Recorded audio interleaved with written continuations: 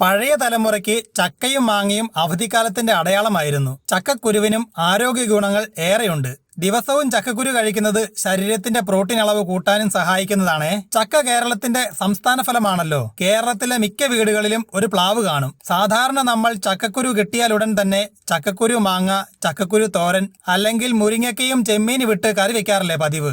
അതുകൊണ്ട് ഇന്നൊരു വളരെ രുചികരമായ ചക്കക്കുരു തീയൽ തന്നെ ആയിക്കളയാം. ഞാനിവിടെ 10-25 ചക്കക്കുരുവും കുറച്ച് കൊച്ചുള്ളിയും 3 പച്ചമുളകും തീയലിനായി എടുത്തിട്ടുണ്ടേ.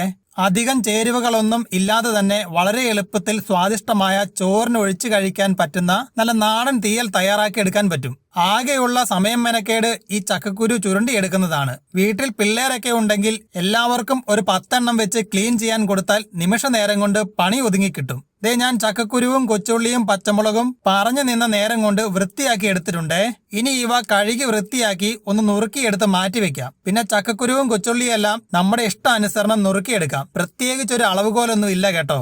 ഇനി തീയലിന് വറുത്തരപ്പിനായി ഞാൻ ഒരു തേങ്ങയുടെ പാതി ചിരകി എടുത്തിട്ടുണ്ട്. തേങ്ങയിലേക്ക് ആദ്യം തന്നെ 2 വറ്റൽമുളക് ഒന്ന് പൊട്ടിച്ചത് ചേർത്ത് കൊടുക്കാം. കൂടെ തന്നെ 2-3 കൊച്ചുള്ളി നുറുക്കിയതും 1 തണ്ട് കറിവേപ്പിലയും ചേർത്ത ശേഷം ഇവയെല്ലാം ഒരു പാനിലേക്ക് ചേർത്ത് കൊടുത്ത ശേഷം മീഡിയം തീയിൽ ഒരു 2 മിനിറ്റ് ഇട്ടിളക്കി തേങ്ങയുടെ ജലാംശം വറ്റി വരുന്ന സമയത്ത് 2 ടേബിൾ സ്പൂൺ വെളിച്ചെണ്ണ ചേർത്ത ശേഷം മീഡിയം തീയിൽ തന്നെ ഒന്നിടവിട്ടിളക്കി തേങ്ങ നന്നായി ബ്രൗൺ നിറത്തിലേക്ക് മാറുന്നത് വരെ കരിഞ്ഞു പോകാതെ സമയമെടുത്ത് തന്നെ നന്നായി ഒന്ന് ഫ്രൈ ചെയ്തെടുക്കണം. പെട്ടെന്ന് പണി തീർക്കാൻ ഒരു കാരണവശാലും തീ അമിതമായി കൂട്ടിയിട്ട് ഫ്രൈ ചെയ്യല്ലേ, എല്ലാം കരിഞ്ഞ് നാശമാകും.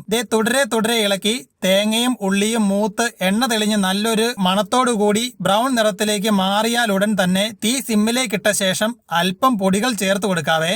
ആദ്യം തന്നെ 1/4 ടീസ്പൂൺ മഞ്ഞൾപ്പൊടി, 1/2 ടീസ്പൂൺ മുളക് പൊടിയും 1 ടീസ്പൂൺ മല്ലിപ്പൊടിയും ചേർത്ത ശേഷം ഇളം തീയിൽ തന്നെ മസാലകളുടെ പച്ചമണം മാറുന്നത് വരെ ഏതാണ്ട് 1 മിനിറ്റോളം ചെറുതായി ഒന്ന് മൂപ്പിച്ചെടുക്കുന്നുണ്ട്. ഇനി ഈ വറുത്തെടുത്തവ ചൂടാറിയ ശേഷം ഒരു മിക്സിയുടെ ജാറിലേക്കിട്ട് ഒട്ടും വെള്ളം ചേർക്കാതെ തന്നെ നന്നായി അരച്ചെടുക്കണം. വെള്ളം ചേർത്തരച്ചാൽ അരപ്പിന്റെ നിറമെല്ലാം മാറിപ്പോകുമേ, ടേസ്റ്റും കുറയും. അതുകൊണ്ട് വെള്ളം ചേർക്കേണ്ടതില്ല.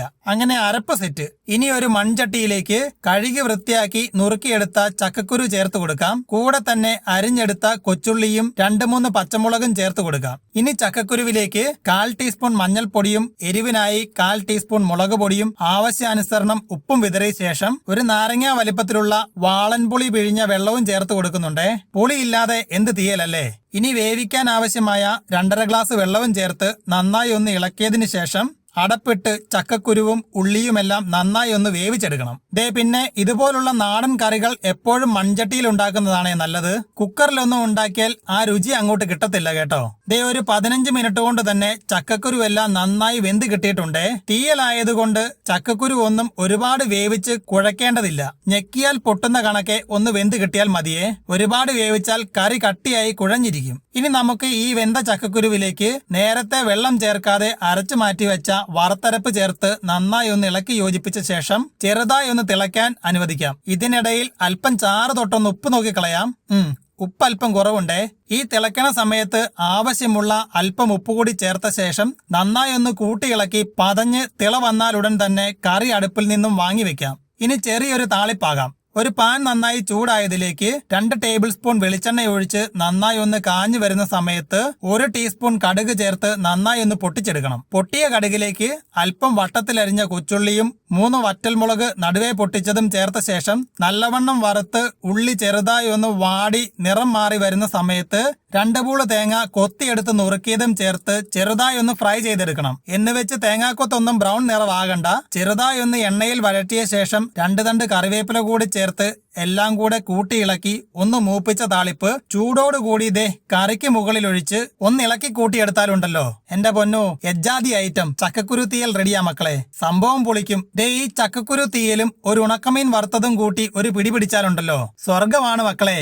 ആഹാ, എന്നാ രുചി. വേറൊന്നും പറയാനില്ല. ചക്കയും ചക്കക്കുരുവും സുലഭമായ ഈ സമയത്ത് എല്ലാവരും തീർച്ചയായും ട്രൈ ചെയ്യണം, രുചി അറിയിക്കണം. വീണ്ടും കിടിലൻ സ്വാദുകളുമായി ഉടൻ തന്നെ മടങ്ങി വരാം. അതുവരെ ബൈ ഫ്രം വിച്ചൂസ്.